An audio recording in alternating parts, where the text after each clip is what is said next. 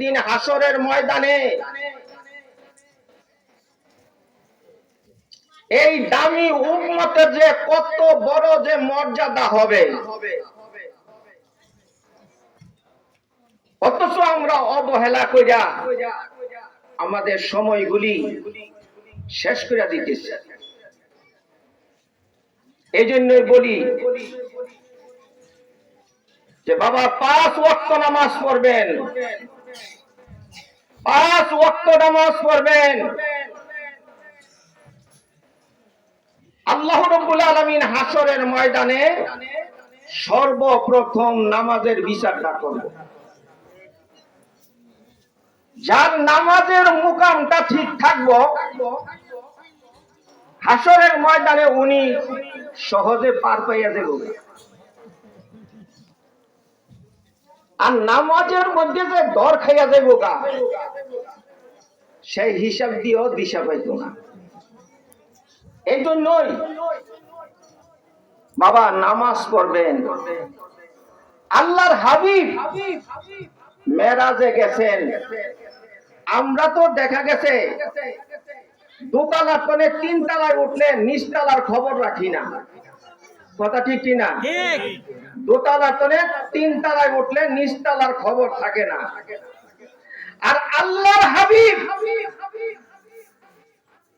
দয়াল নবীজি আরশে আজিমে যাইয়া উম্মতের বলে না। চিন্তাটা করে দেখেন কেমন দয়াল নবীর উম্মত আল্লাহ আমাকে বানায়া দুনিয়ার বুকে পাঠাইছে। এত ভাগ্যবান নবীর উম্মত হইলাম আমরা। এত ভাগ্যবান নবীর উম্মত হইয়া আজকে আমরা যদি নামাজ না পড়ি, তাহলে আমাদের মতন বদনসিব পোড়া কপাল আর কেউ হইতে পারে? দেখেন আল্লাহর হাবিব যখন আরশে আজিমে গেলেন, আরশে আজিমে যাওয়ার পরে আল্লাহ এবং আল্লাহর রাসূল দুইজনের মধ্যে কথাবার্তা আরম্ভ হইল। কোথায় যাইয়া? লামুকাম শহরে যাইয়া।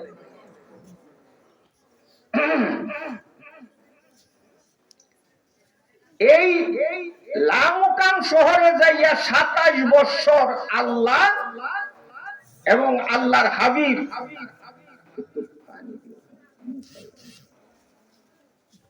আল্লাহ এবং আল্লাহর হাবিব দুইজনের 27 বছর দিদার করছেন।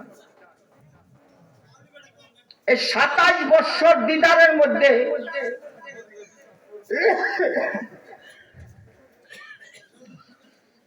আমার আল্লাহ তার হাবিবের জিজ্ঞাসা করছে, হাবিব আমার কাছে কি চান? যা চাইবেন তা পাবেন। হাবিব কি চান?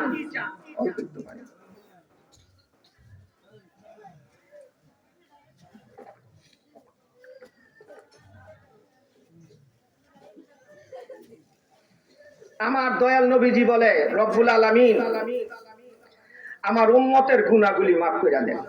সুবহানাল্লাহ। দেখছেন কেমন দয়াল নবী, উম্মতের জন্য কত পাগল। আমার উম্মতের গুনাহগুলি মাফ করে দেন।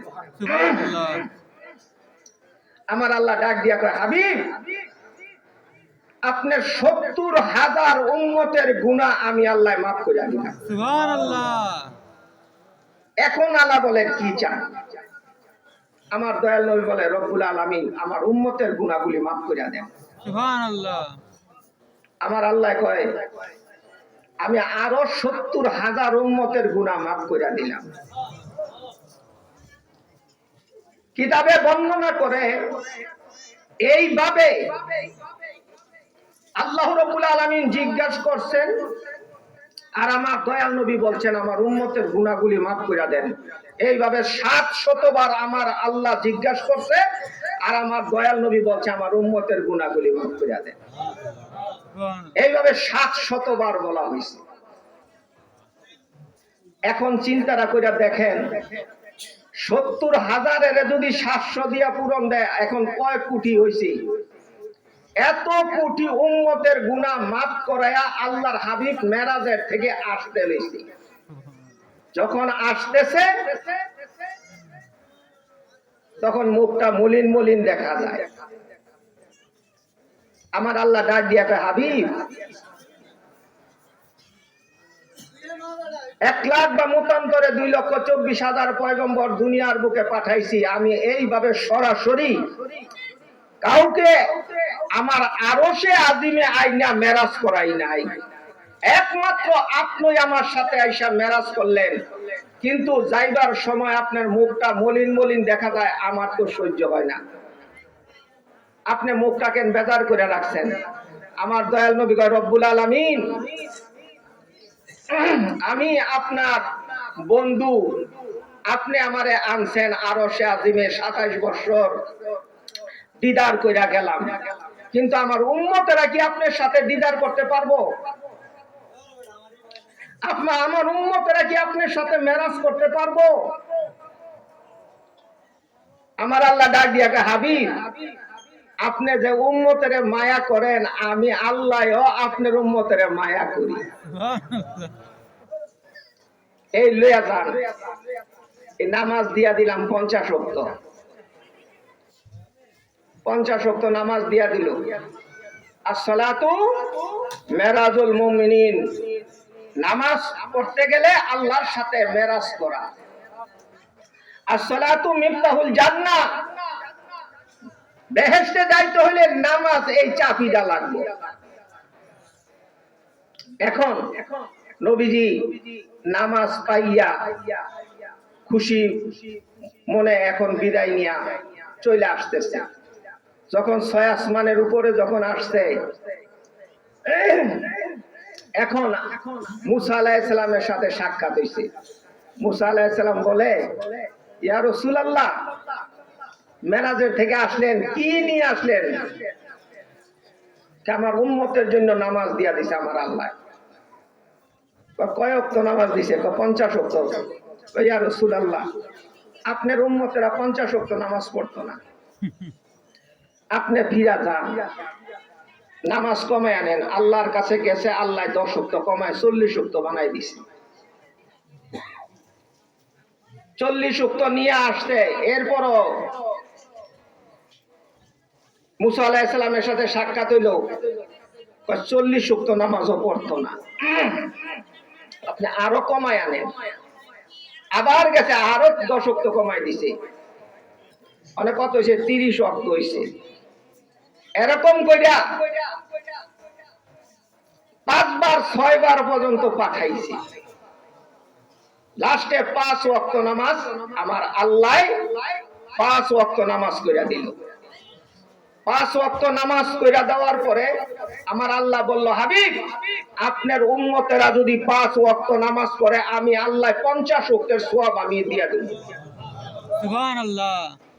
এই 5 ওয়াক্ত নামাজ নিয়া যখন আসতেছে, মুসা আলাইহিস সালামের সাথে সাক্ষাৎ হইল। সাক্ষাৎ হওয়ার পর এখন মুসা আলাইহিস সালাম জিজ্ঞাসা করে, ইয়া রাসূলুল্লাহ, এখন কয় ওয়াক্ত? 5 ওয়াক্ত। আপনার উম্মতেরা 5 ওয়াক্ত নামাজও পড়তে চাইতো না, আরো কমায় নেন। এখন আল্লাহর হাবিব কয়, এখন আমার আর যাওয়া সম্ভব না, কারণ আমি 4-5 বার পর্যন্ত গেছি, এখন আর সম্ভব না, এখন আমার লজ্জা লাগে। এখন মুসা আলাইহিস সালাম কয়, ইয়া রাসূলুল্লাহ, ইয়া হাবিবাল্লাহ, আমি আল্লাহরে দেখতে চাইছিলাম, আমি আল্লাহরে দেখতে চাইছিলাম। রব্বি আরনি, ও আমার রব, আপনি আমার সাথে একটু দেখা দেন। আল্লাহ কয়, লান তারানি মুসা, তুমি আমারে দেখতে পারতা না। এইভাবে যে কত বলছি, কিন্তু আল্লাহ কয়, লান তারানি মুসা, তুমি আমারে দেখতে পারবা না। পরবর্তীতে যাই হোক, 70,000 নূরের পর্দা, মাত্র একটা নূরের পর্দার তনে একটা সুয়ের ঘাড়া, অতটুক নূর তুর পর্বতের মধ্যে নিক্ষেপ করছে। মুসা আলাইহিস সালাম অজ্ঞান হয়ে গেল। তার লগে দলপল যা ছিল সব মইরা গেল, তুর পাহাড়ে আগুন লাগা গেল, আগুন লাগা ডিং ডিং করে বড় বড় পাথর গিলি জ্বলা শুরু করে দিল। কিন্তু আল্লাহর নূর মুসা আলাইহিস সালাম সহ্য করতে পারলো না। ইয়া রাসূলুল্লাহ, আমি আল্লাহরে আর দেখতে পারলাম না, কিন্তু আপনি তো আল্লাহরে দেখাইছেন।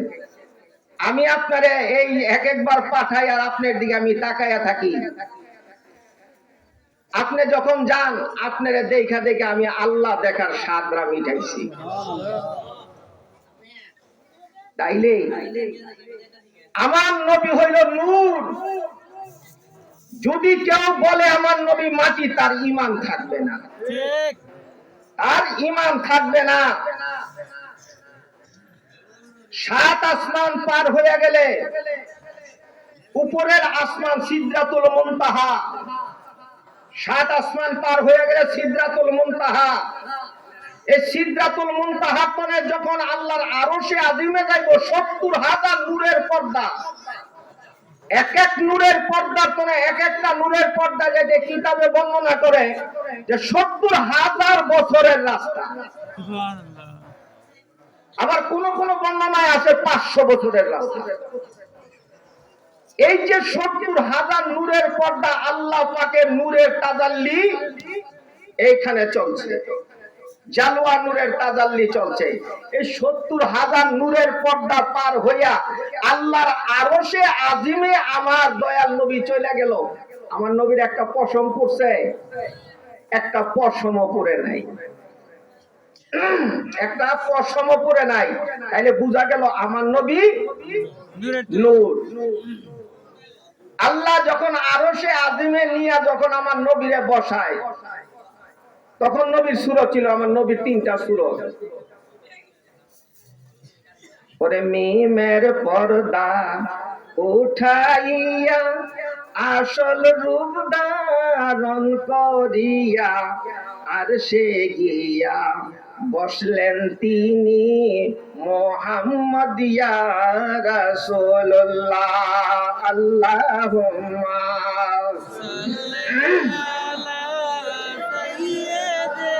মাওলানা মুহাম্মদ ওয়ালা আলে মাওলানা মুহাম্মদ। মুসা নবী জুতা পায়ে গেলেন যখন কৌতুরে, আল্লাহ দমকে বলে মুসা জুতা রেখে আয় দৌড়ে। আল্লাহুম্মা মহাব্বতে মাওলানা মুহাম্মদ ওয়ালা আলে সাইয়্যিদিনা। আল্লাহ বলেন, ও নবীজি আসুন জুতা পায়ে রেখে আমার আরশ ধন্য হবে, জুতার দুলি গায়ে মেখে। আল্লাহুম্মা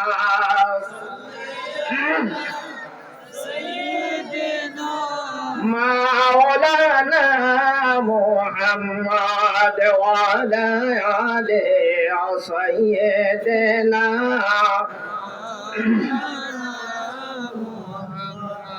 মুসা আলাইহিস সালাম জুতা পাও দিয়া কহুতুরের পাহাড়ে গেছে।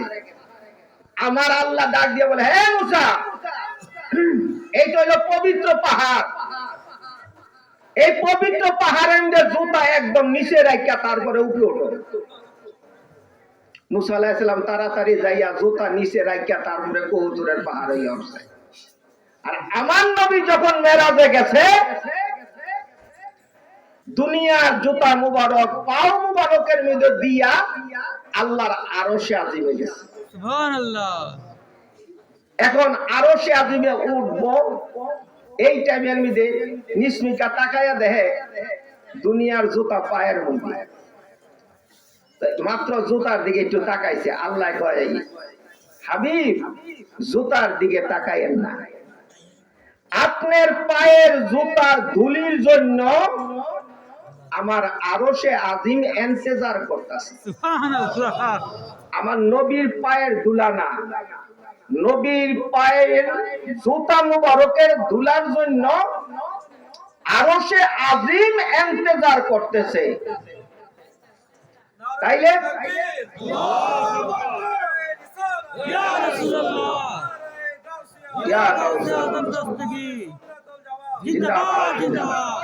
তাইলে আমার নবীর জুতা মুবারকের ধুলার মূল্য কত হইতে পারে? আল্লাহর আরশে আজিমের থেকে বেশি মূল্য হলো আমার দয়াল নবীর জুতা মুবারক। জুতা মুবারকের ধুলা পাইয়া আল্লাহর আরশে আজিম ধন্য হয়ে গেল গা। তাহলে আমার নবীজির মূল্য কত হইতে পারে? হিসাব কইরা কথা কইতে হইব। কিন্তু আজকে দেখা গেছে গিয়া নবীজিরে আমাদের মতন মানুষ কয়, ওই সমস্ত মানুষের ঈমান থাকবে না, যার জন্য এগুলির জন্য বাচ্চা থাকবেন। হাসরের ময়দানে একমাত্র রব্বি হাবলি উম্মতি করে কানলে আমার দয়াল নবী ওই কানবো, আর সমস্ত পয়গম্বরের ওই নফসি নফসি করে কানবো। তো এই জন্য আমরা হইলাম ভাগ্যবান নবীর উম্মত। আল্লাহ ডাক দিয়া বলবো, হাবিব আপনি আর কান্দেন না, আপনি আর কান্দেন না, আপনার উম্মতের লয়ে আপনি জান্নাতে যান। আল্লাহর হাবিব ডাক দিয়া বলবো, রব্বুল আলামিন আমার একটা উম্মতের থুইয়াও আমি জান্নাতে যাইতাম না। কত ভাগ্যবান নবীর উম্মত হইলাম আমরা। এই জন্যই বেশি বেশি করে নবীর শানে, নবীর মহাব্বতে বেশি বেশি করে দুরূদ শরীফ পড়বেন। নবীর প্রেম, নবীর ভালোবাসা, নবীর মহাব্বত বেশি বেশি করে রাখবেন। ওলি আল্লাহদের মহাব্বত রাখবেন। ওলি আল্লাহর মহাব্বত যদি না থাকে তাইলে আপনারও ঈমান থাকবে না। কারণ ওলি আল্লাহরা যারা আল্লাহ প্রাপ্ত হইয়া যায় তারই আল্লাহর ওলি।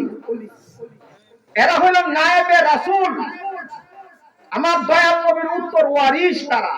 এই জন্য ওলি আল্লাহদের মুহাব্বত আমাদের ভিতরে থাকতে হইব, আর নবীর প্রেম, নবীর ভালোবাসা, নবীর মুহাব্বত সদা সর্বদা ভিতরে রাখতে হইব।